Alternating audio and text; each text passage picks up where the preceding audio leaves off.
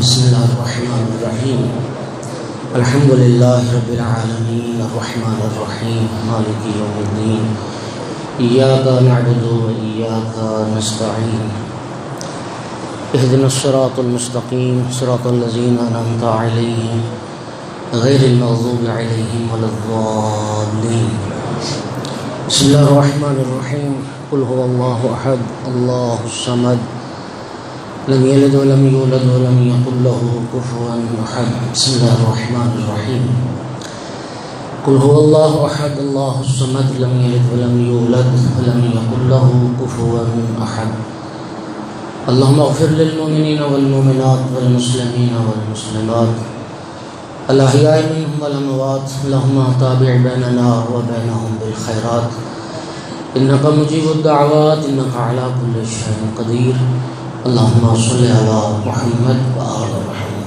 صلوات سلام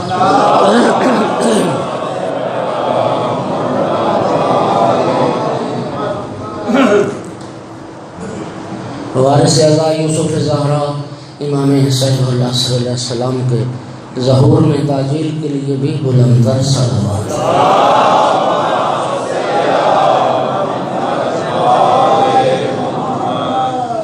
اعوذ باللہ من الشیطان الرجیم بسم اللہ الرحمن الرحیم الحمد للہ رب العالمین والعاقبۃ للمتقین والجنة للمؤمنین والنار للمنافقین الحمد للہ الذی جعلنا من المتمسکین بولایت علی ابن ابی طالب واولاده المعصومین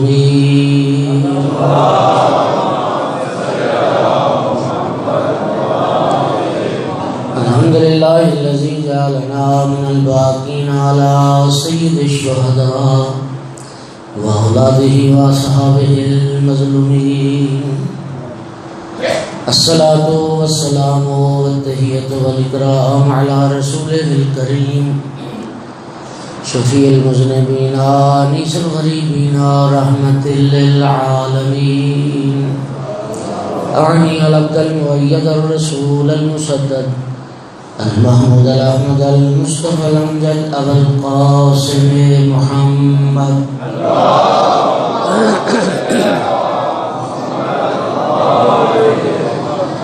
ثم الصلاة والسلام والتحیۃ والاکرام علی آلہ الطیبین الطاہرین المعصومین المنتجبین المنتخبین المظلومین واللعنة الدائمة على أعدائهم الملعونين من يوم عداوتهم إلى قيام يوم الدين وبعد يوم الدين أما بعد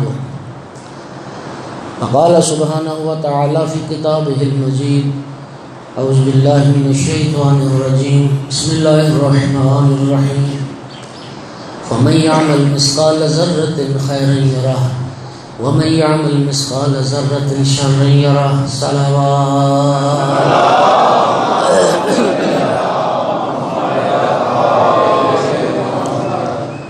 سامعین گرامی، ایک مسلمان، ایک مومن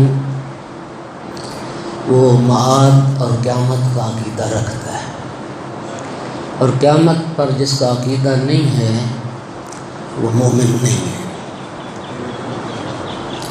قرآن مجید میں قیامت کے بہت سارے نام ہیں۔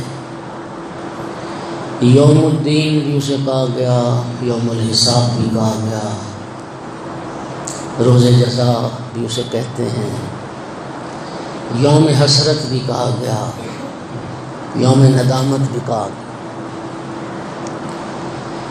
کوئی شک نہیں، مرنا ہے، مرنے کے بعد پھر ایک دن آنا ہے جب اللہ کی بارگاہ میں سب نے پھر حاضر ہونا ہے۔ اور اللہ پاک یہ جو میں نے 2 آیات آپ کے سامنے پڑھی ہیں، اس میں پروردگار ارشاد فرما رہا ہے وَمَن يَعْمَلْ، اور یہ میں سمجھتا ہوں کہ انسان کی تربیت کے لیے یہ کافی ہے کہ اگر ان 2 آیات میں ہم غور کریں اور باقاعدہ روایت موجود ہے، سرکار دو عالم صلی اللہ علیہ وآلہ وسلم صحابہ کرام کے درمیان تشریف فرما تھے۔ ایک اعرابی آیا اور ناکہ پہ سوار ہو گئے اور آ کے ناکہ پہ بیٹھے بیٹھے ہی سرکار کو سلام کیا۔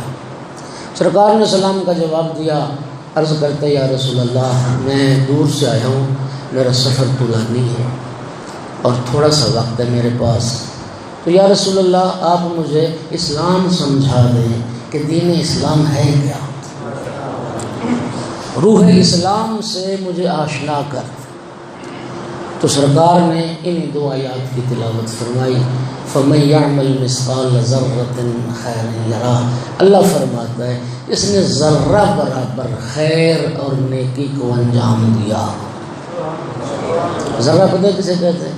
یہ اگر کبھی روشن دان سے روشنی آ رہی ہو، سوراخ سے کوئی روشنی آ رہی، اس روشنی میں لاکھوں کروڑوں ذرات نظر آتے ہیں، یہاں بھی ہیں لیکن اس وقت نظر نہیں آ رہا، وہ ذرہ ہے، ذرہ اتنی ساری بھی خیر اور نیکی کوئی انجام دے گا تو اللہ فرماتا ہے قیامت کے دن وہ نیکی کو اس کے سامنے، وہ دیکھے گا اپنی نیکی کو۔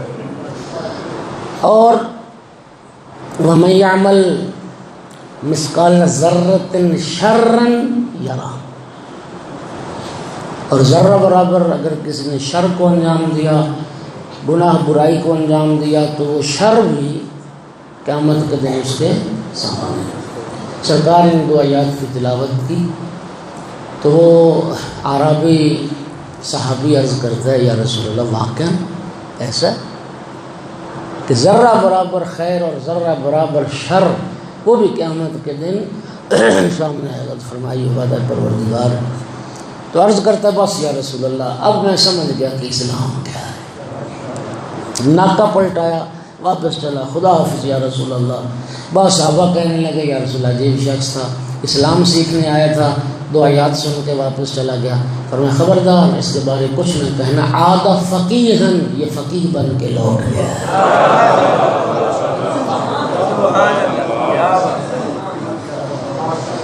سامعین گرامی، اولین آخرین جمع ہوں گے، بدو کائنات سے ختم کائنات تک کی تمام مخلوقات، جن و بشر سب اکٹھے۔ پھر انسانیت جو ہے وہ قیامت کے دن کئی گروہوں میں بٹ جائے گی، اللہ کی طرف سے منادی، پھر گروہ گروہ پکارے جائیں گے۔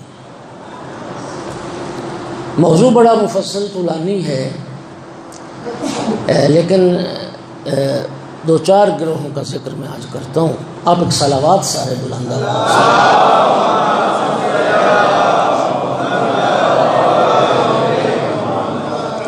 مثلا ایک آواز آئے گی، منادی پروردگار ندا کرے گا این الصابرون، صبر کرنے والے کہاں ہیں؟ صابر، صابروں کا گروہ بلایا جائے گا۔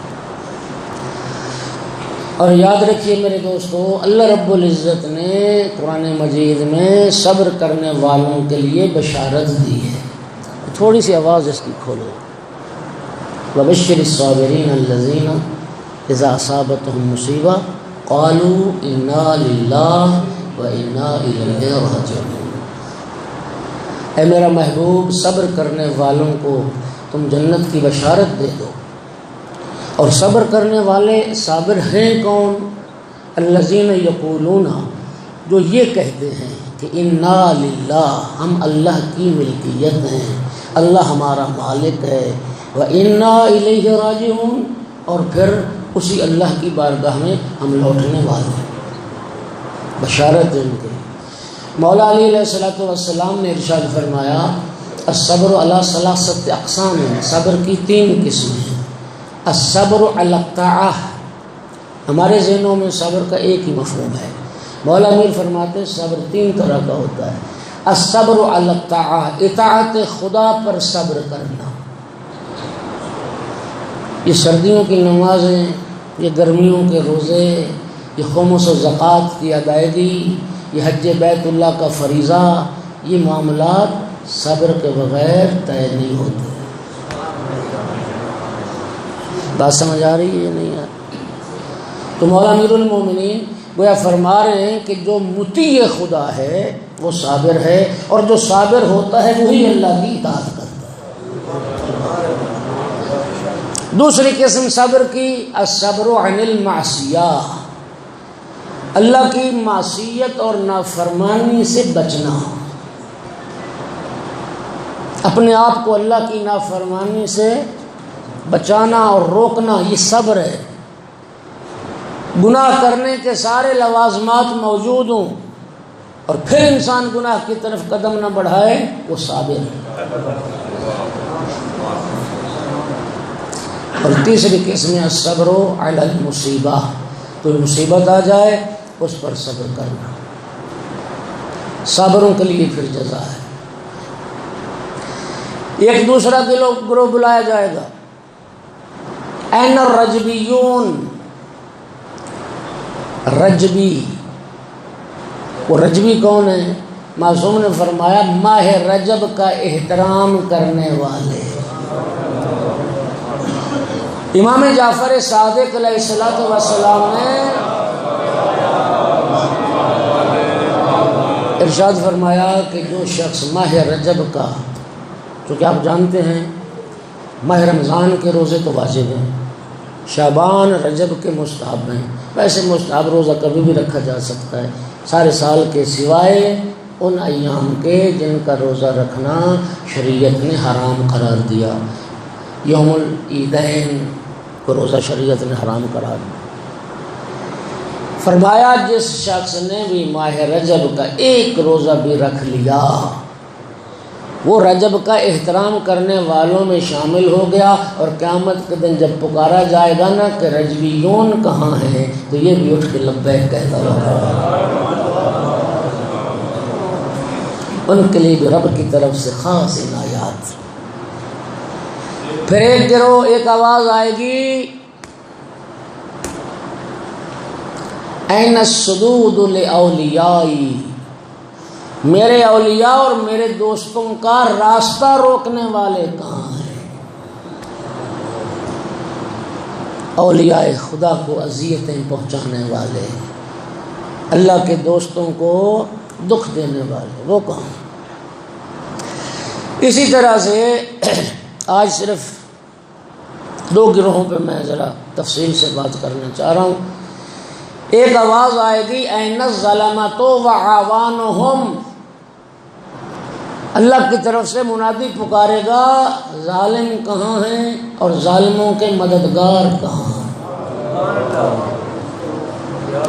یہ لفظ ظلم اور لفظ ظلم کے جو مشتقات ہیں 300 بار اس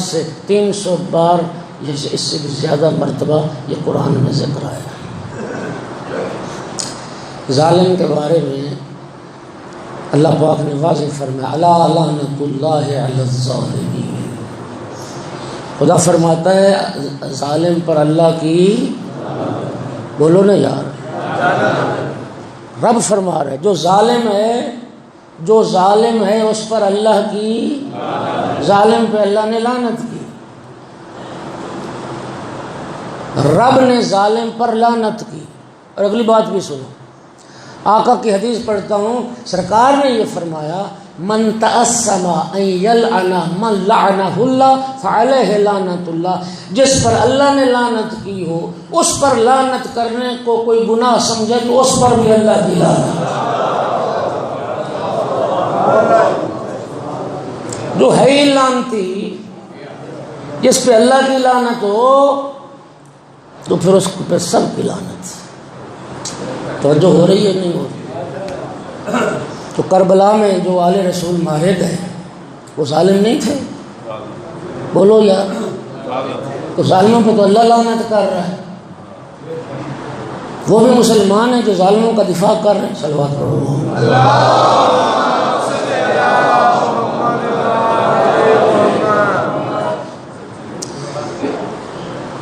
میں نے کل بھی شاید کہا نہیں کہا، سوشل میڈیا اب تو ہر چیز آپ کے ہاتھ میں ہے۔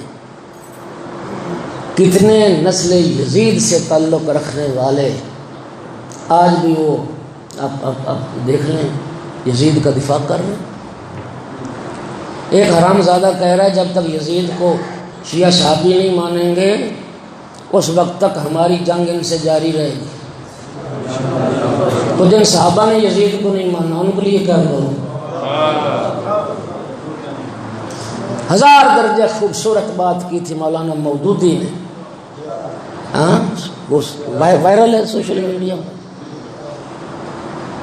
وہ کہتے تھے مسئلہ یہ نہیں ہے کہ امام حسین نے یزید کی بیعت کیوں نہیں کی، صحابہ نے بیعت کر لی، بعض صحابہ نے بیعت کر لی، امام حسین نے نہیں کی۔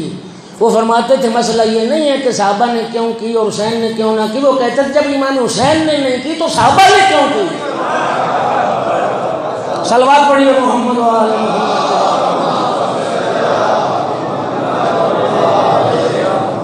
جب رسول کا بیٹا بیعت کے قابل نہیں سمجھ رہا تو پھر باقی مسلمانوں کو کیا حق پہنچتا ہے کہ ایک شراب خور، ایک زناکار، ایک فاسق و فاجر کی بیعت کرتے ہیں۔ اللہ کی جزائے خیر دے۔ اللہ لعنت اللہ علی الظالمین، یہ آیت۔ پھر ایک مقام پہ فرماتا ہے انہ لا یفلح الظالمون، قرآن کہتا ہے ظالم کبھی فلاح نہیں پائے گا، ظالم کبھی کامیاب نہیں ہوگا۔ پھر ایک مقام پہ فرماتا ہے ان اللہ لا یہدی القوم الظالمین، اللہ ظالموں کو ہدایت بھی نہیں کرے گا، اللہ ظالم کو ہدایت بھی نہیں کرتا۔ یہ قابل ہدایت گروہ نہیں ہے، نہ ظالم بننا نہ ظالم کے مددگار بننا۔ مولا امیر المومنین علی بن ابی طالب علیہ السلام نے جو بوقت شہادت وصیت فرمائی جناب حسنین کریمین کو، اس میں کیا فرمایا تھا؟ کونا للظالم خصما وللمظلوم عونا۔ یہ وصیت بظاہر مولا کی اولاد کے لیے تھی، لیکن در حقیقت مولا کی یہ وصیت قیامت تک آنے والے ہر اس فرد کے لیے ہے جو علی کا شیعہ کہلانے پہ فخر کرتا۔ اے بیٹا، ظالم کے دشمن رہنا، مظلوم کے مددگار رہنا، مظلوم کے مددگار رہنا۔ حاکم شام نے ایک خط لکھا تھا مولا علیہ السلام، اس خط میں یہ لکھا تھا کہ یا علی آپ کو وقت بھول گئے جب آپ کے گلے میں رسی ڈالی تھی اور بیعت کے لیے گھسیٹ کے لے جا رہے تھے۔ عالم اہل سنت ابن ابی الحدید معتزلی نے شرح نہج البلاغہ میں تفصیل سے لکھا ہے، وہ خط بھی ادھر سے آیا۔ نہج البلاغہ میں وہ خط ہے جو مولا علی علیہ السلام نے جواب دیا ہے، اس جواب کو پڑھیے۔ ایک جملہ سنانے لگا ہوں۔ مولا امیر نے لکھا وَلَقَدْ قُلْتَ إِنِّي يُقَادُ كَمَا يُقَادُ الْجَمْلُ الْمَخْشُوشُ حَتَّى أُوَائِيَ۔ حاکم شام جہاں تک تو نے یہ لکھا کہ جس طرح اونٹ کے ناک میں نکیل ڈال کے اس کو گھسیٹا جاتا ہے، اسی طرح مجھے گھسیٹا جا رہا تھا، کھینچا جا رہا تھا تاکہ مجھ سے بیعت لی جائے۔ لعمر اللہ لقد اردت ان تزوم فمدحت وان تفزع فافتضعت۔ اے معاویہ تو یہ بات لکھ کے چاہتا تھا علی کی مذمت کرنا، لیکن تو نے تو علی کی تعریف کر تو میری مذمت کرنا چاہتا تھا لیکن تو نے تو میری تعریف کر دی۔ علی کو اپنی رب کی قسم ہے، یاد رکھ ما من غزازت علی المسلم یکون مظلوما۔ معاویہ، مسلمان کے لیے ظالم ہونا عیب ہے، مظلوم ہونا عیب نہیں۔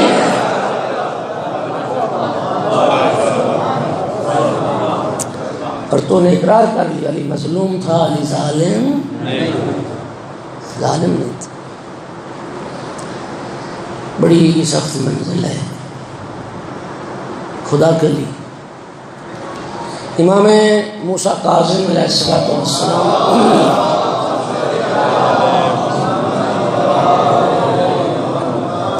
ایک صحابی تھے صفوان بن مہران جمال۔ جمال تو ان کا پیشہ تھا، جمل سے جمال، جمل کو تو سارے جانتے، صرف جمل کو نہیں جانتے تو جنگ جمل کو تو جانتے۔ جمل اونٹ کو کہتے ہیں۔ پرانے زمانے میں جب یہ اونٹ خچر کا زمانہ تھا تو لوگوں نے اونٹ رکھے ہوتے تھے، یہ ان کا اس زمانے میں کاروبار تھا، کرائے پہ دیتے تھے، قافلے جاتے تھے مال برداری کے لیے سفر۔ تو صفوان نے بھی اونٹ رکھے ہوئے تھے۔ ہارون عباسی، ہارون رشید دنیا جسے کہتی ہے، وہ حج کے لیے تیار ہوا، صفوان سے معاملہ ہوا، کرایہ طے ہو گیا۔ اب ظاہر ہے وقت کا بادشاہ، لاؤ لشکر ساتھ چلتے تھے۔ امام موسیٰ کاظم علیہ السلام کو اطلاع ہوئی، امام علیہ السلام نے صفوان سے فرمایا، صفوان میں نے سنا کہ تو نے اپنے اونٹ ہارون کو دیے۔ اچھا، عرض گجی آقا ہارون حج پہ جا رہا ہے، تو مطلب یہ تھا کہ میں نے کسی گناہ کے لیے تو نہیں دیے، وہ حج پہ جا رہا ہے۔ والوں نے فرمایا ٹھیک ہے ہارون حج پہ جا رہا ہے، لیکن یہ بتا یہ تو تیری تمنا ہے نا ہارون حج کے لیے جائے، پھر چند مہینوں کے بعد حج کر کے خیریت سے سلامتی سے واپس آئے، یہ تیری تمنا ہے؟ کہتا مولا یہ تو ظاہر تمنا ہے، اگر ہارون واپس ہی نہ لوٹا خیریت سے تو پھر کرایہ تو کون دے گا میرے اونٹوں کا کرایہ؟ اب سنیے، مولا نے فرمایا صفوان تو نے یہ نہ سوچا کہ ظالم کی زندگی کی تمنا کرنا بھی گناہ ہے؟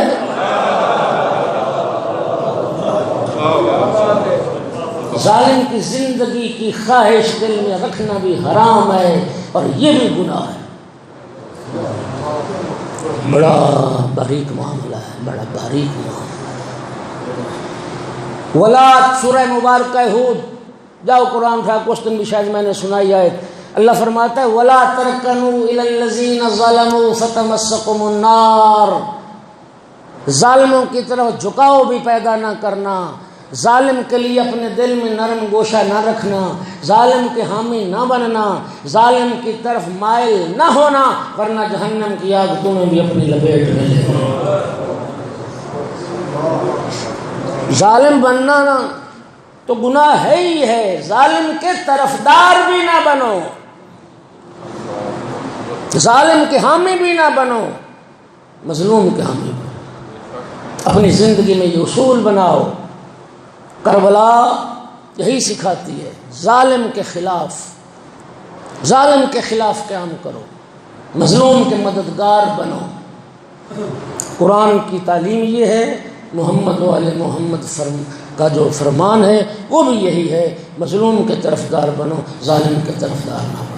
ایک صلوات پڑھو محمد و آل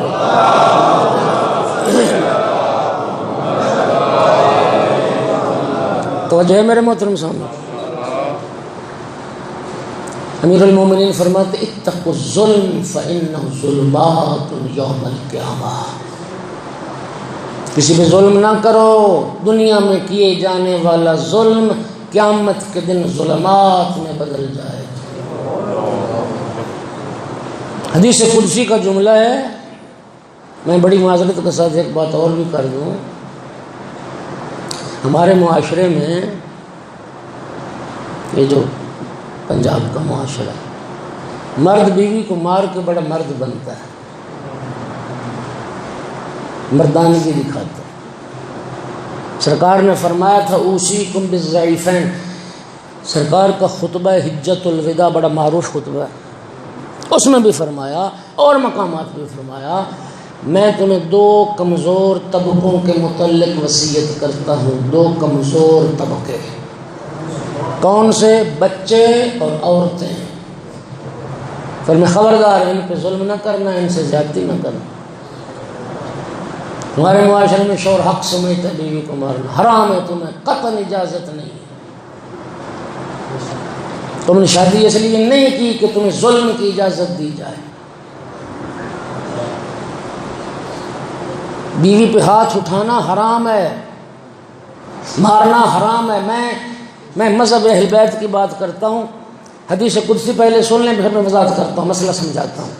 اللہ پاک فرماتا ہے بے عزتی و جلالی لا یجوزنی ظلم ظالم ولو کفن بکفن، اللہ فرماتا ہے اس دنیا میں اگر کسی نے کسی کے ہاتھ پر از راہ ظلم و زیادتی یوں ہاتھ بھی مارا ہوگا، رب فرماتا ہے مجھے عزت و جلال کی قسم قیامت کے دن اس کا بھی بدلہ دینا ہوگا۔ فمن یعمل مثقال ذرۃ شرا یرہ. دینا مذہب اہل بیت کی تعلیمات کیا ہیں؟ بیوی کو، بچے کو، شاگرد کو، کسی کو بے گناہ کو تھپڑ مارا اور چہرے کی جلد سرخ ہو گئی، 1.5 مسکال سونا دیت واجب. ورم آ گیا، سوزش ہو گئی، 3 مسکال سونا دیت واجب. اور ایسی ضرب لگی کہ جلد سیاہ ہو گئی، 6 مسکال سونا دیت واجب. کیا بنے؟ رب تو اتنا سارا بھی ظلم برداشت. بڑی بڑی بڑی بڑی حساس منزل ہے، حساس. کر بیٹھے ہو کسی کے حق میں ظلم تو ابھی موقع ہے، ابھی فرصت ہے. توبہ کا دروازہ بھی کھلا ہے. جس کے حق میں زیادتی کی ہے جاؤ اس سے معافی مانگو اور اس کو راضی کرو. وہ اپنا حق معاف کرے گا تو رب کرے گا، ورنہ معافی نہیں ہے. صلوات پڑھو محمد.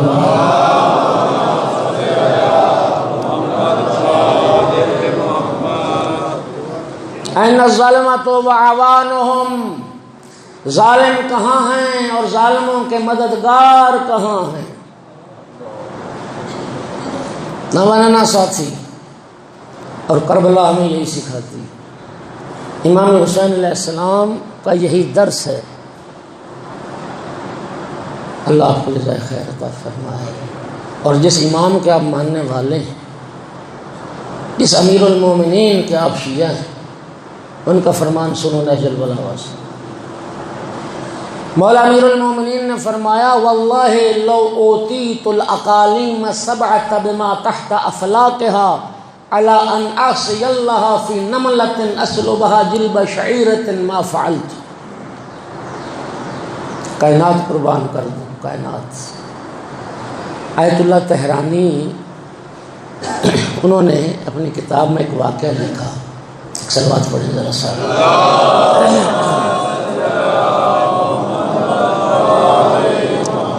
کہتے میں امریکہ گیا، وہاں پہ جو میرے ایرانی میزبان تھے انہوں نے میری ملاقات ایک امریکی نوجوان سے کروائی اور اس کے بارے میں بتایا کہ یہ اسلام قبول کر چکا ہے اور عیسائیت مسیحیت چھوڑ چکا ہے اور تشیع قبول کر چکا ہے. تو میرے لیے ایک بڑی خوشگوار دلچسپی بھی تھی، حیرت بھی تھی. تو میں نے اس سے پوچھا، دیکھیے جب عقیدے میں کوئی انقلاب آتا ہے، زندگی میں کوئی انقلاب آتا ہے تو کوئی نہ کوئی ٹرننگ پوائنٹ تو ہوتا ہے، کوئی موڑ آتا ہے جس وجہ سے. تو میں نے پوچھا کہ تم اسلام کی طرف راغب کیسے؟ کون سی بات نے تجھے متاثر کیا؟ تو کہتا ہے صرف 5 منٹ انتظار کریں، آپ کے سوال کا جواب دیتا ہوں. اٹھ کے گھر گیا اور گھر سے نہج البلاغہ انگریزی ترجمہ اٹھا کے لے آیا. نہج البلاغہ اس کا جو انگلش ترجمہ تھا وہ اٹھا کے لے آیا اور اس نے وہاں ایک نشانی رکھی ہوئی تھی، ایک صفحہ، تو وہاں سے اس نے نکالا. وہ نشانی جہاں رکھی ہوئی تھی وہ یہ جگہ تھی جو میں اب پڑھنے لگا ہوں. مولا علی علیہ السلام کے ایک فرمان پہ اس نے انگلی رکھی. وہ فرمان یہ کہتا ہے یہ جو امیر المومنین کا جملہ میں نے پڑھا، اس جملے نے مجھے متاثر کیا، اس جملے سے میری تحقیق شروع ہوئی. اس جملے کے پڑھنے کے بعد میں نے اسلام کی حقانیت کو سمجھا، میں نے علی ابن ابی طالب کی حقانیت کو سمجھا اور میں نے اسلام کو قبول کیا. وہ جملہ یہ تھا امیر المومنین کا. علی مولا فرماتے ہیں واللہ لعطیت الاقالیم سبعۃ بما تحت افلاکها. علی مولا فرماتے ہیں خدا کی قسم یہ 7 اقلیم علی کو دے دیے جائیں، یہ 7 آسمان اور زمینیں، یہ ساری کائنات علی کے حوالے کی جائے صرف اس ایک کام کے بدلے کہ میں چونٹی کے منہ سے جو کا چھلکا چھین لوں. فرمایا میں 7 اقلیم ٹھکرا دوں گا، اتنا سا ظلم کرنے کے لیے تیار ہے.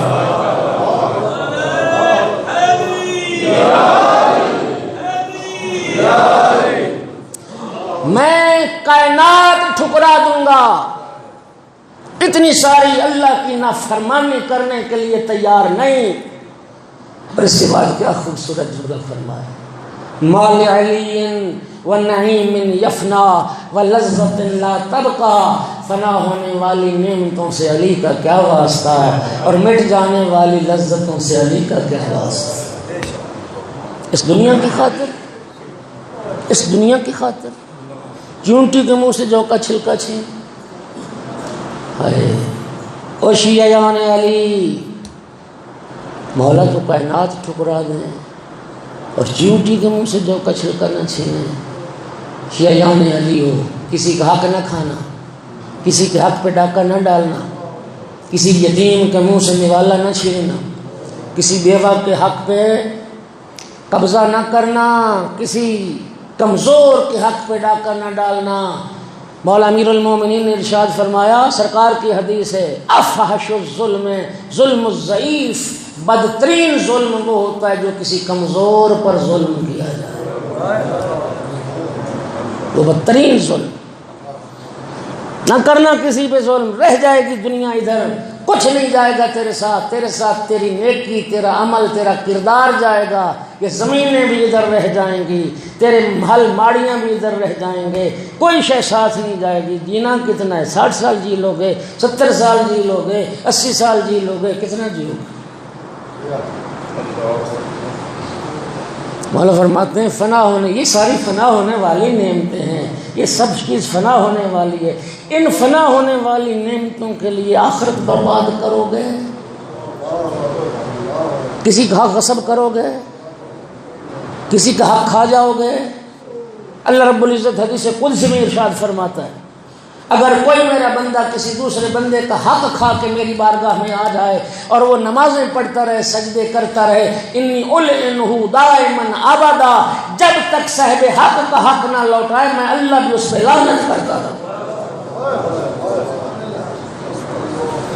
ظالم نہ بن۔ امام حسین علیہ السلام نے میدان کربلا میں امام سجاد علیہ السلام کو وصیت کی، امام سجاد علیہ السلام نے بوقت شہادت امام محمد باقر علیہ السلام کو وصیت کی، ایاک والظلم من لا یجد علیک ناصرا الا اللہ، کسی ایسے پر ظلم نہ کرنا جس کا اللہ کے سوا کوئی مددگار نہ ہو، کسی ایسے پر ظلم نہ کرنا جس کا اللہ کے سوا کوئی مددگار ہو، سب رہ جائے۔ اللہ آپ کو جزائے خیر عطا فرمائے۔ ایک صلوات پڑھیے سارے حضرات۔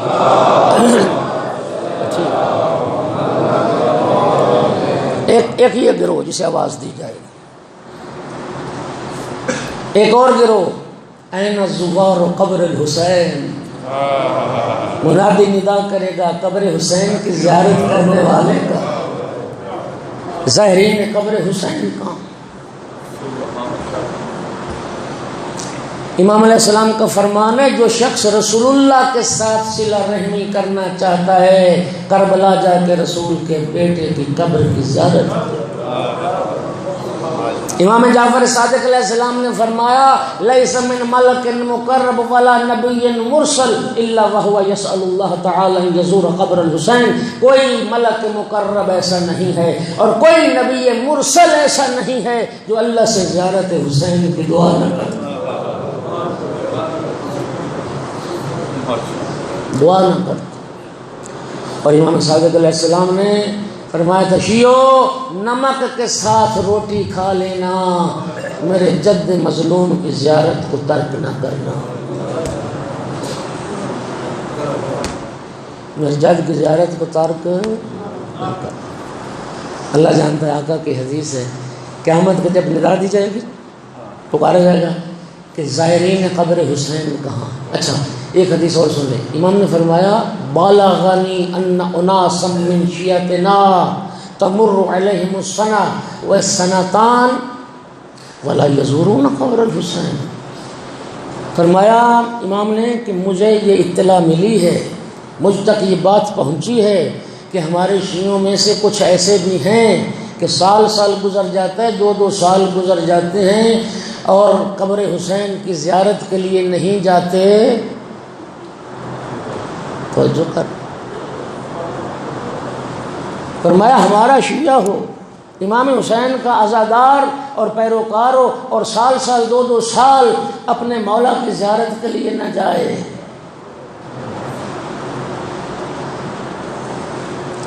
بیت اللہ کے حج کے بعد افضل ترین عمل زیارت قبر حسین.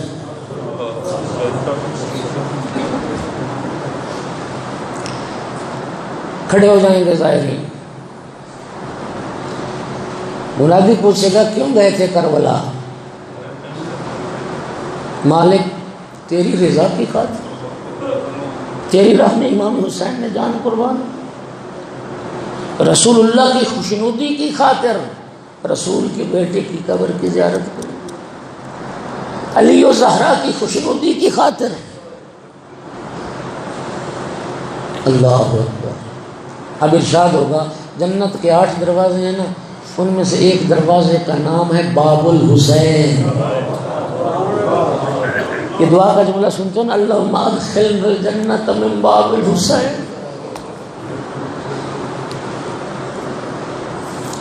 یہ مجلس بھی آیت اللہ العظمیٰ آغا بہجت نے، محمد تقی بہجت نے کیا خوبصورت جملہ فرمایا تھا. انہوں نے فرمایا تھا جب مجلس اعزاء میں جا رہے ہو نا تو کوئی پوچھے کہاں جا رہے ہو تو یہ نہ کہو مجلس میں جا رہا ہوں، یہ کہو میں کربلا جا رہا ہوں، یہ کہو میں کربلا جا رہا ہوں.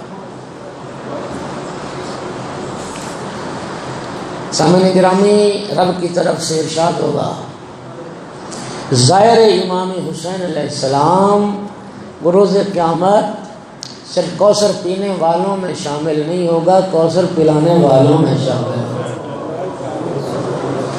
ایک ایک زائر امام حسین کو اللہ حق کے شفاعت عطا کرے گا، 50 گناہگاروں کی شفاعت کرے گا زائر قبر حسین. لیکن شرط صرف ایک ہے کہ وہ زیارت حسین معرفت والی زیارت. ہم تو قبر کی زیارت کریں گے، لشکر یزید نے تو فرزند رسول کو سامنے سے دیکھا ہے. معرفت والی زیارت، معرفت والی. اللہ ہر مومن کو نصیب کرے اور جب تک زندگی رہے بار بار نصیب کرے. ایک صلوات پڑھ دو محمد والے.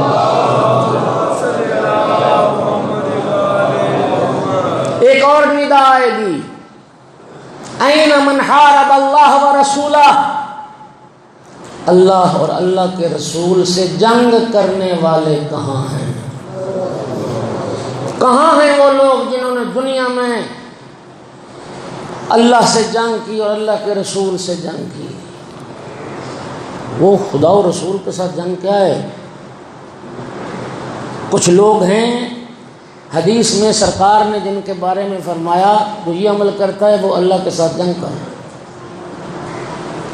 قال رسول اللہ صلی اللہ علیہ وآلہ وسلم من حلف الیمین وهو يعلم انه کاذب فقد بارز اللہ. سرکار فرماتے ہیں کہ جو بندہ جھوٹی قسم کھائے، جھوٹی قسم اٹھائے، جانتا ہو کہ میں جھوٹ بول رہا ہوں، وہ اللہ کو جنگ کے لیے للکار رہا ہے، وہ اللہ کو جنگ کے لیے بلا رہا ہے. جھوٹی قسم کھانے والا. اور یہاں تو سارا معاملہ ہی جی. پروردگار تیرا کروڑ کروڑ شکر ہے، الحمدللہ ثم الحمدللہ ثم الحمدللہ. میں اپنی اتنی زندگی میں اللہ نے مجھے تھانے کچہری سے بچائے رکھا. اللہ ہر مومن کو بچائے ایمان سے. میں تھانہ کچہری کا کلچر جانتا ہی نہیں کہ کیا ہے. مجھے ایک بار بتایا گیا تو میں حیران ہو گیا. کسی نے بتایا کہ عدالت میں جب کبھی کوئی قسم کھانے کی وہ ہوتی ہے نا جی، ہاں جی وکیل بہتر جان، کوئی مرحلہ جب آتا ہے نا جہاں قسم کھانی ہوتی ہے تو کہتے ہیں وہاں پیسے لے کے لوگ قسمیں کھانے والے کھڑے ہوتے ہیں. جھوٹی قسمیں کھانے والے پیسے لے کے کھڑے ہوتے. تو بھائی یہاں تو جو انصاف کی کرسی پہ بیٹھا ہے وہ پیسے لے کے ظالم کے حق میں فیصلہ کر دیتا ہے، باقی کیا رہے نہیں ہو رہا. ہاں جی، شریفوں کی حکمرانی میں ایک جملہ بڑا مشہور ہوا تھا، وائرل ہوا تھا. وہ کہتا ہے وکیل نہ کرو سیدھا جج ہی کر لو. سلوات تو پڑھو سارے.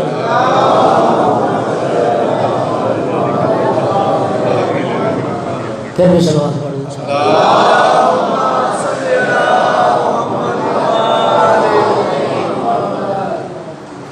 آقا فرماتے ہیں جو جھوٹی قسم کھاتا ہے اور پتہ ہے کہ میں جھوٹی قسم کھا رہا ہوں وہ اللہ کو للکار رہا ہے جنگ کے لیے. ایک تو یہ خدا سے جنگ ہے. دوسرا سرکار دو عالم نے ارشاد فرمایا آکلۃ الربا سود خور، سود کھانے والا اللہ سے جنگ کرے. احل اللہ البیع وحرم الربا، رب نے قرآن میں فیصلہ کر دیا کاروبار بیع و شراء یہ حلال ہے، سود حرام. اور سرکار نے فرمایا لعن اللہ الربا، لعن اللہ آکل الربا وموکلہ وکاتبہ وشاہدیہ. 4 طبقوں کے پر اللہ نے لعنت کی ہے. رسول اللہ فرماتے ہیں سود کھانے والے پر، سود کے معاملے میں وکیل بننے والے پر، سود کا کاروبار سودا وہ لکھنے والے پر، وہ جو تحریر لکھی جاتی ہے لکھنے والے پر بھی اللہ کی لعنت، اور اس سودی معاملے پر گواہ بننے والوں پر بھی اللہ کی لعنت. سود خور. اللہ اللہ کیا بنے. ہماری تفسیر نور الثقلین میں اور میزان الحکمت میں امام علیہ السلام کی ایک حدیث ہے درہم الربا اعظم عند اللہ من 70 زنیہ بذات محرم. امام فرماتے ہیں 1 درہم سود کا جو کھائے، کتاب کا حوالہ میں نے دے دیا تفسیر نور الثقلین، 1 درہم سود کا کھانے والا کعبۃ اللہ میں ماں بہن بیٹی کے ساتھ 70 مرتبہ زنا کرنے سے بھی زیادہ گناہگار. 1 درہم سود کا کھانے والا سود خور. امام صادق علیہ السلام کا ارشاد معاشرے کے نظام کو تباہ کر کے رکھ دیتا ہے یہ سود کا نظام. اور کون ہے اللہ اور اللہ کے رسول سے جنگ کرنے والے؟ زیارت جامع کبیرہ امام علی نقی علیہ السلام کی زیارت، تعلیم کردہ زیارت. امام نے کیا فرمایا؟ زیارت میں جملہ ہے السلام کی زیارت، تعلیم کردہ زیارت.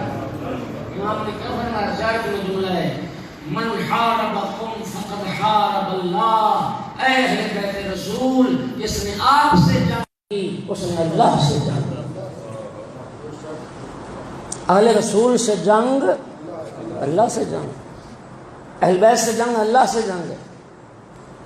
ابن مغازلی عالم اہل سنت نے اپنی کتاب میں یہ حدیث ذکر کی، اور شیعہ علماء نے تو لکھا ہی لکھا. سرکار نے مولا علی علیہ السلام کو بھی خطاب کر کے فرمایا تھا یا علی حربوں کا حربی و سلموں کا سلمی.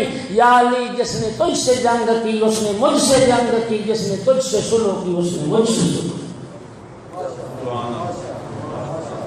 پھر ایک حدیث میں فرمایا یا علی من حاربک فقد حاربنی ومن حاربنی فقد حارب اللہ. اے علی جس نے تجھ سے جنگ کی اس نے مجھ سے جنگ کی، جس نے مجھ سے جنگ کی اس نے اللہ سے جنگ کی. توجہ ہے حضرات؟ توجہ ہے؟ تو مولا علی سے جنہوں نے جنگ کی، ہاں تو مولا علی سے جنگ تھوڑی ہے، وہ اللہ سے جنگ ہے اور اللہ کے رسول سے جنگ، اللہ کے نبی سے جنگ. یہ بات پہلے بھی میں کہہ چکا ہوں، پھر کہہ رہا ہوں. اور میرے شیعہ سنی بھائیوں، ایک مسلمان ہونے کی حیثیت سے ایک مسلمان میں اتنی جرأت ہونی چاہیے ظالم کو ظالم کہے، مظلوم کو مظلوم کہے. عجیب ہی معاملہ ہے جہاں سارے طبقے رضی اللہ صلوات پڑھو محمد.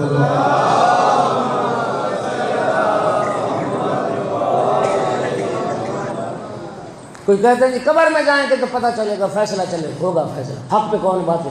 اور میرا بھائی قبر میں جا کے اگر تجھے پتہ چل گیا کہ علی حق پر تھے تو پھر تجھے فائدہ کیا ہوگا؟ اور ضرورت تو اس عمل کی ہے کہ زندگی میں تو تحقیق کر حق پر کون ہے اور حق کا ساتھ دے۔ قبر میں جا کے تو پتہ چلنا ہے، لیکن اس وقت تو تیرے عقیدے کے مطابق تیرے ساتھ معاملہ ہونا ہے۔ زندگی میں حق سچ کو پہچان۔ اور رسول اللہ نے تو واضح کر دیا، پیغمبر نے تو بتا دیا۔ امام بخاری نے اپنی صحیح میں اس حدیث کو لکھا، حضرت ابو سعید خدری سے یہ روایت ہے، کہتے ہیں کہ جب مسجد نبوی کی بنیاد رکھی جا رہی تھی، سرکار خود حصہ لے رہے تھے مسجد نبوی کی تعمیر میں، صحابہ اینٹیں لا رہے تھے۔ ابو سعید خدری کہتے ہیں ہر صحابی ایک ایک اینٹ اٹھا کے لا رہا تھا، عمار یاسر دو دو اینٹیں اٹھا کے لا رہے تھے۔ سرکار نے اس موقع پہ دو دو اینٹیں اٹھا کے لا رہے تھے، سر پہ اور بدن پہ مٹی اور گرد تھی، سرکار نے ہمارے یاسر کے بدن سے گرد اور مٹی کو جھاڑا۔ بخاری کی حدیث پڑھ رہا ہوں۔ پھر سرکار نے فرمایا عمار ستقتلک فئۃ باغیہ، یا ایک جملہ ہے کہ وَهَ عمار ستقتلہ فئۃ باغیہ یدعو الی الجنۃ ویدعونہ الی النار۔ سرکار نے فرمایا یدعوہم الی الجنۃ ویدعونہ الی النار۔ آقا نے فرمایا ہائے عمار افسوس، تجھے ایک باغی گروہ قتل کرے گا، رسول نے تو بتا دیا وہ باغی ہے۔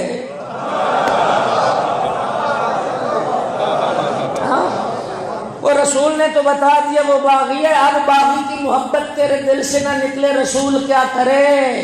تو سبز اور نسواری دو چار کپڑے پہن کر جو ولی بنا بیٹھا ہے اور بے خطا کے نعرے لگا رہا ہے، باغی خطا مار ہوتا ہے یا بے خطا ہوتا ہے؟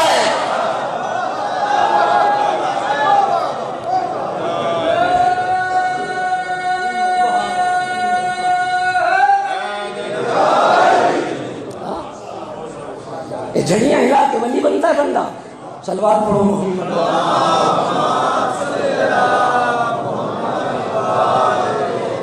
اور درود پڑھا وہ بھی دم کٹا۔ سرکار نے فرمایا تھا حدیث مبارک شیعہ سنی کتابوں میں نہ ہو تو میں مجرم، لا تصلوا علی صلاۃ البتراء۔ آقا نے فرمایا تھا دم کٹا درود مجھ پہ نہ پڑھنا۔ پوچھا یا رسول اللہ وہ دم کٹا درود کیا ہے؟ فرمایا مجھ پہ پڑھا جائے، میری آل پہ نہ پڑھا جائے۔ صرف صلو علی الحبیب نہ کہو، صلو علی الحبیب و آل حبیب۔ صلوات پڑھو محمد و آل محمد۔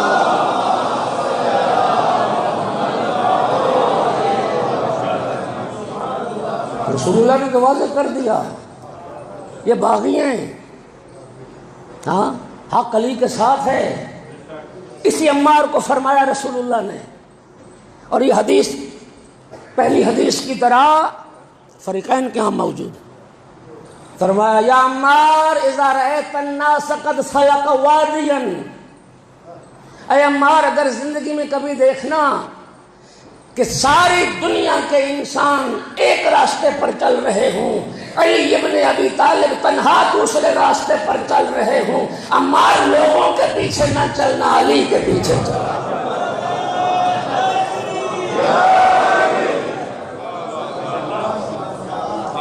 اس لیے فسلک مع علی، عمار علی کے ساتھ رہنا، علی کے ساتھ چلنا۔ اگلا جملہ کیا خوبصورت سرکار نے فرمایا، عمار جو علی کے پیچھے چلتا ہے علی نہ گمراہ ہونے دیتے ہیں نہ ہلاک ہونے دیتے ہیں۔ صلوات پڑھیے محمد و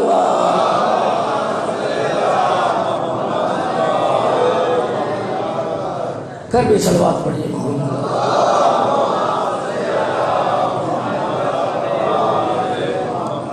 28 رجب کو فرزند زہرا نے مدینہ چھوڑا، 3 شعبان مکہ پہنچے، 8 ذی الحج کو مکہ چھوڑا، 2 محرم کربلا پہنچے۔ اچانک مظلوم کربلا کا گھوڑا چلتے چلتے رکا، چلانے کی کوشش کی، نہیں چلا۔ آقا نے گھوڑا بدلا، نہیں چلا، دوسرا، تیسرا، چوتھا، 5واں، 6واں، 7واں، یہ مقتل کے جو 7 گھوڑے امام حسین علیہ السلام نے تبدیل کیے، لیکن کسی گھوڑے نے قدم نہیں اٹھایا۔ کیونکہ وہ وعدہ گاہ پہنچ گئی تھی، وہ وعدہ گاہ آ گئی تھی جس کا ازل سے وعدہ کیا۔ میرے آقا نے فرمایا کہ پتہ کرو کہ اس بستی کا، اس جگہ کا نام کیا ہے۔ کسی نے کہا کہ آقا اس علاقے کو شط فرات کہتے ہیں، یہ فرات کا کنارہ کہلاتا ہے۔ مولا نے فرمایا کوئی اور نام بھی ہے؟ کسی نے کہا کہ اسے نینوا کہتے ہیں۔ فرمایا کوئی اور نام بھی؟ غازریہ کہلاتا ہے۔ غازریہ کی یہ بستیاں تھیں تو غازریہ کہلاتا۔ آقا نے فرمایا کوئی اور نام بھی؟ ایک بزرگ نے جواب دیا کہ فرزند رسول سے کربلا بھی کہتے ہیں۔ یقال لہا کربلا، بس کربلا کا نام سننا تھا، کربلا کا نام سننا تھا۔ فرمایا ہا ہونا مناف رقابنا، ہا ہونا محط رحالنا، ہا ہونا مسفک دمائنا، ہا ہونا تذبح اطفالنا وتقتل رجالنا وتصبح نساؤنا۔ ہاں فرمایا ہاں یہی سرزمین ہے جہاں ہماری سواریاں اتریں گی، یہی سرزمین ہے جہاں ہمارے خیمے لگیں گے، یہی سرزمین ہے جہاں ہمارے مرد مارے جائیں گے، اسی سرزمین پہ ہمارے بچے ذبح ہوں گے، اسی سرزمین پہ رسول کی بیٹیاں مہندی بنائیں گے۔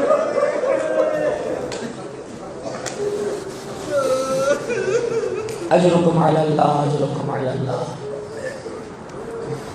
کربلا پہنچ کر امام مظلوم نے چند خطوط لکھے ہیں۔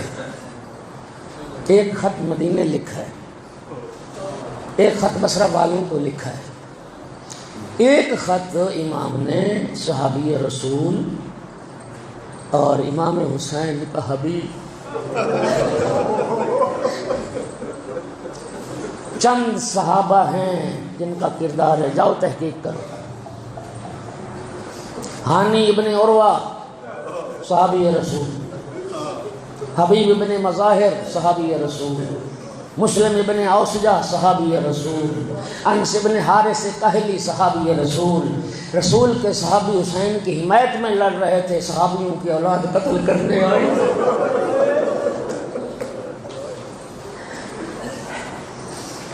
ایک خط جناب حبیب ابن مظاہر کو لکھا، من حسین ابن علی الی الرجل الفقیہ حبیب ابن مظاہر الاسدی۔ یہ خط ہے حسین ابن علی کی طرف سے ایک مرد فقیہ کے نام۔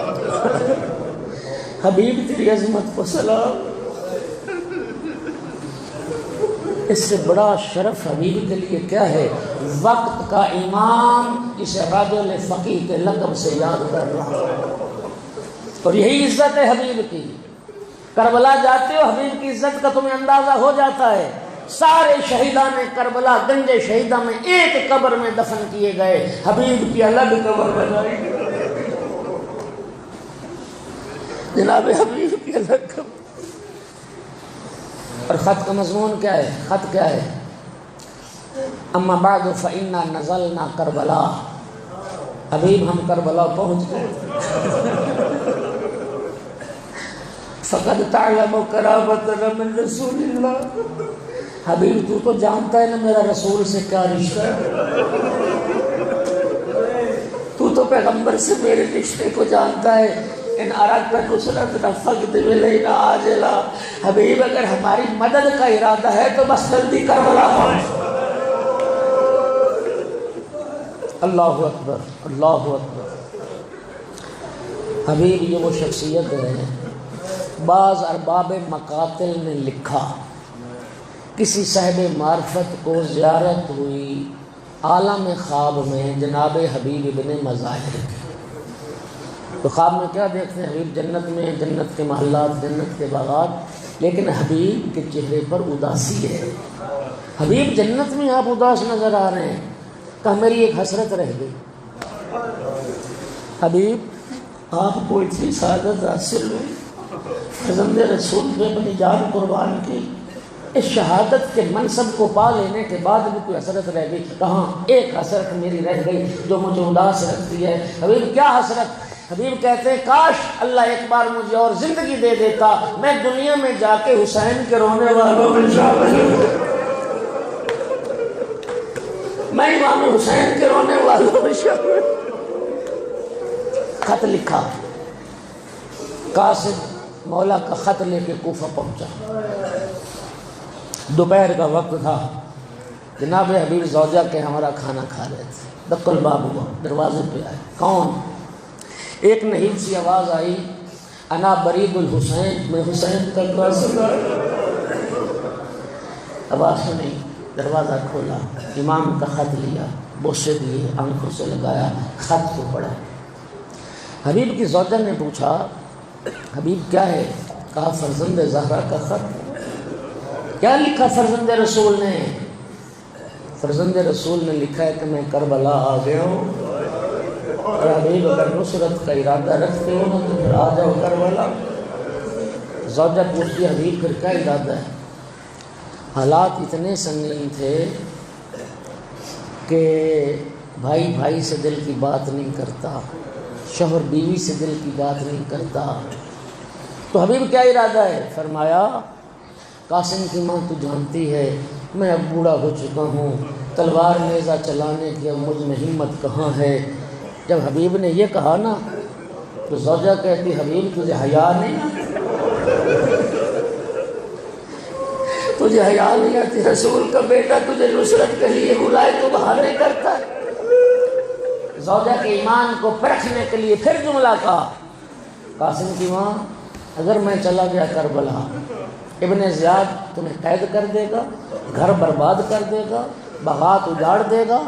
اس وقت غیرت ایمانی سے اٹھی، اپنے سر سے چادر اتار کے حبیب کے سر پہ رکھ دی، کہا بیٹھ عورتوں کی طرح گھر، اور کربلا کا رخ کر کے کہتی فرزند زہرا کاش میں مرد ہوتی، میں آتی تیرے نصرت کے لیے کربلا۔ بس جب ایمان کو پرکھ لیا نا، یہ حبیب نے بات صرف کی اسی لیے کہ زوجہ کے جذبات، زوجہ کا ایمان، زوجہ کا عقیدہ بھی سامنے آ جائے تاکہ میری شہادت کے اجر میں وہ بھی حصے دار بن جائے۔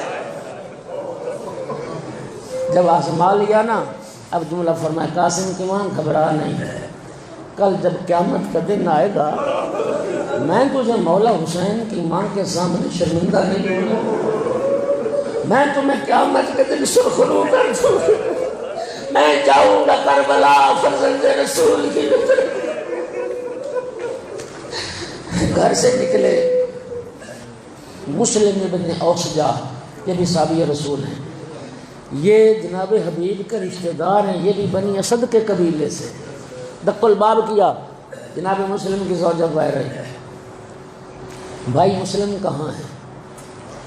مسلم کی زوجہ کہتی ہے دہڑی کو خضاب کرنا چاہتے تھے، مہندی خریدنے بازار تک گئے۔ جناب حبیب بھی پیچھے پیچھے جناب مسلم کے پاس پہنچے بازار میں۔ جناب مسلم ابن اوسجا وہ خضاب مہندی خرید چکے تھے دہڑی کو خضاب کرنے کے لیے۔ جب حبیب پہنچے تو فرمایا مسلم بھائی میں تو تمہاری تلاش میں تمہارے گھر گیا تھا، کیوں خیریت تھی؟ تمہاری زوجہ نے بتایا کہ تم خضاب کے لیے مہندی خریدنے بازار آئے۔ ہاں تو حبیب کیوں آئے تھے؟ کہا میں تمہیں ایک ایسے خضاب کی خبر دینے آیا ہوں، میں تجھے ایک ایسے خضاب کا پتہ دینے آیا ہوں، اگر وہ خضاب داڑھی پہ لگاؤ گے نا تو قیامت تک رنگ نہیں اترے گا۔ حبیب کیسی بجھارتے ہیں؟ کہا یہ فرزند زہرا کا خط ہے، امام حسین کربلا پہنچ چکے، ہمیں نصرت کے لیے بلایا ہے۔ بولا جانتا یہ سننا تھا۔ جناب مسلم نے وہ مہندی زمین پہ دے ماری اور فرمایا اب یہ ریش مہندی سے خضاب نہیں ہوگی، نصرت فرزند رسول میں سر کے خون سے خضاب۔ اجرکم علی اللہ۔ غلام کو تلوار دی، گھوڑا دیا، چونکہ جاسوس پھیلے ہوئے تھے ابن زیاد۔ کہ کوفہ سے باہر فلاں مقام پہ پہنچو، میرا انتظار کر۔ کافی دیر گزر گئی، حبیب نہ پہنچے تو غلام نے دیکھا کہ حبیب کا گھوڑا آنسو بہا رہا، جانور رو رہا۔ تو غلام نے جب گھوڑے کو روتے دیکھا تو گھوڑے سے خطاب کر کے کہتا ہے، اے میرے مالک آقا کا گھوڑا، تو رو نہیں، اگر کسی وجہ سے میرا آقا نہ پہنچا نا، میں تیری پشت پہ سوار ہو کے جاؤں گا کرو۔ جب حبیب کا غلام گھوڑے سے یہ بات کر رہا تھا، حبیب قریب پہنچ گئے تھے، حبیب نے آواز سن لی تھی۔ اللہ جانتا ہے حبیب نے جب آواز سنی، رخ کربلا کا کیا، فرزند زہرا تو اتنا غریب ہو گیا، جانور تیری غربت پہ رو رہے ہیں، غلام زادے تیری نصرت کے لیے بے چین نظر آتے۔ بس گھوڑے پہ سوار ہوئے، غلام سے کہا جا، میں نے تجھے راہ خدا میں آزاد کیا۔ غلام کہتا ہے آقا یہ کہاں کا انصاف ہے، اپنی نوکری کے لیے مجھے ساتھ رکھا، اپنی خدمت کے لیے مجھے ساتھ رکھا، اور جب رسول کے بیٹے کی خدمت کا موقع تو مجھے اس خدمت سے محروم کر رہے ہو، میں بھی جاؤں گا کربلا، میں بھی اپنی جان فرزند رسول پہ قربان کروں گا۔ 6 محرم کو جناب حبیب کربلا پہنچ گئے۔ جب پہنچے نا امام حسین کے ساتھیوں میں، اور جب حبیب کو دیکھا مولا کے ساتھیوں میں، ایک خوشی کی لہر دوڑ گئی۔ حبیب کو دیکھ کے تکبیر کے نعرے بلند ہوئے، اللہ اکبر، مرحبا مرحبا کی صدائیں آنے لگ گئی۔ یہ جوش، یہ ولولہ، یہ نعروں کی آوازیں جب رسول زادیوں کے خیمے تک پہنچی، میری آقا زادی زینب نے فرمایا، اماں فضا اب تک تو جو آ رہے تھے تو میرے بھائی کے قاتل آ رہے تھے، اماں فضا یہ باہر جا کے پتہ تو کرو، یہ مرحبا، یہ مبارکبادیاں، یہ خوش آمدید، یہ تکبیر کے نعرے، یہ کس لیے بلند ہو رہے ہیں؟ جناب فضا نے آ کے پتہ کیا تو معلوم ہوا کہ صحابی رسول حبیب ابن مظاہر آ گئے مولا کی نصرت کے لیے۔ جناب فضا نے آقا زادی کو آ کے خبر دی کہ آپ کے بھائی کا دوست حبیب پہنچ گیا۔ عزاداروں جب میری آقا زادی نے حبیب کا ذکر سنا، جناب فضا سے فرمایا، اماں فضا تو جا حبیب کے پاس اور حبیب سے جا کے کہہ دے، حبیب بھائی علی کی بیٹی سلام علی کی بیٹی سلام کہتی ہے۔ عزاداروں جناب فضا نے سلام پہنچایا۔ حبیب روتے روتے زمین کربلا پہ بیٹھے، خاک کربلا اٹھا کے سر میں ڈالی، منہ پہ ماتم کر کے کہتے، او امیر عرب کی شہزادی، او رسول کی بیٹی، تو اتنی قریب ہو گئی، غلاموں کو سلام دے گا۔ اجرکم علی اللہ، اجرکم علی اللہ۔ بس آخری جملہ، آخری جملہ عزاداروں سنو گے۔ جناب حبیب نے، اللہ اکبر، جناب مسلم ابن اوسجا جناب حبیب سے پہلے شہید ہوئے۔ جناب مسلم ابن، چونکہ حبیب کے رشتہ دار بھی تھے، امام حسین علیہ السلام اور جناب حبیب اکٹھے مسلم کی لاش پہ پہنچے۔ ابھی رما کی جان باقی تھی، ابھی مسلم زندہ تھے۔ جناب حبیب نے فرمایا، مسلم بھائی اگر میں نے تیرے بعد دنیا میں کوئی بہت زندہ رہنا ہوتا نا تو میں تم سے کہتا کہ کوئی مجھے وصیت کرو۔ اگر میں نے تمہارے بعد جینا ہوتا تو میں آپ کو وصیت کرنے کا کہتا، لیکن چونکہ میں بھی آپ کے بعد آ رہا ہوں، لیکن آپ اللہ کی بارگاہ میں حاضر ہو رہے ہیں، ابھی میں کچھ دیر تو زندہ ہوں نا، تو مسلم چونکہ شریعت کا دستور ہے، حکم ہے، پھر بھی کوئی وصیت اگر ہے تو کرنی ہو تو کر لو۔ ایک نحیف سی آواز جناب مسلم کی بلند ہوئی اور انگلی سے اشارہ کیا امام حسین کی طرف، اور حبیب سے صرف اتنا کہا، اوصی کا بہذا الغریب، اوصی کا بہذا الغریب، حبیب میری صرف اتنی وصیت یاد رکھنا، غریب کا ساتھ نہ چھوڑنا، حسین کی مدد سے کوتاہی نہ کرنا۔ عزاداروں پھر جب حبیب گرے نا گھوڑے سے، امام حسین پہنچے حبیب کی لاش پر، روایت کہتی لقد بان الانکسار فی وجہ الحسین، مولا حسین کے چہرے کی رنگت بدل گئی تھی، امام حسین کے چہرے پہ مایوسی کے آثار پیدا ہو گئے تھے، اور حبیب کی لاش پہ کھڑے ہو کے کہا للہ درک یا حبیب لقد کنت رجلا فاضلا تختم القرآن فی لیلۃ واحدہ، حبیب اللہ کی رحمت ہوں تجھ پر، تو وہ فاضل مرد تھا جو ہر رات ختم قرآن کیا کرتا تھا، حبیب تجھے جنت کی بشارت۔ الا لعنۃ اللہ علی القوم الظالمین وسيعلم الذين ظلموا أي منقلب ينقلبون۔ کریم اللہ ذکر کو قبول فرما، جتنے عزادار تشریف فرمائیں سب کی حاجات کو پورا فرما، بانیان کے حوائج پورے فرما۔